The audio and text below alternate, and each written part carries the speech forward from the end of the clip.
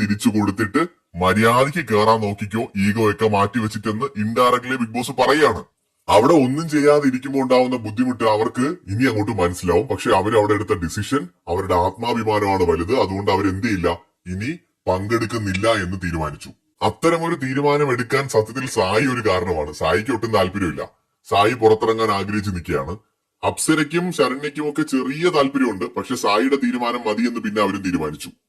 അങ്ങനെ അവരുടെ തീരുമാനം അന്തിമമാണെന്ന് ബിഗ് ബോസിനോട് പറയുന്നു. അവര് കിച്ചൺ ടീമിൽ നിന്ന് പുറത്തിറങ്ങുന്നു. ടാസ്കിൽ നിന്ന് അവർ അയോഗ്യരാക്കപ്പെട്ടിരിക്കുകയാണ്. മണ്ടത്തരമൊന്നേ ഞാൻ പറയുന്നുള്ളൂ. ഡയമണ്ട് കിട്ടിയാലോ അല്ലെങ്കിൽ ഈ ടാസ്കിൽ ജയിച്ചോ ഇല്ലയോ എന്നുള്ളതല്ല, പെർഫോം ചെയ്യാനുള്ള ഒരു വലിയ ഓപ്പർച്യൂണിറ്റിയാണ് അവർ നഷ്ടപ്പെടുത്തി കളഞ്ഞത്. ആവശ്യമില്ലാത്ത ഈഗോയുടെ പേരില് 20 പോയിന്റ് തിരിച്ചു കൊടുക്കുന്നതുകൊണ്ട് എന്താണ് നഷ്ടം? അത്രയും സാമാന്യ ബുദ്ധിയില്ലാത്ത മനുഷ്യരായി പോലും ഇവരെന്നാണ് എനിക്ക് തോന്നിയത്. മണ്ടൻ തീരുമാനമായി പോയി. ലൈവ് കണ്ടവർ നിങ്ങളുടെ അഭിപ്രായം കമന്റ് ചെയ്യൂ.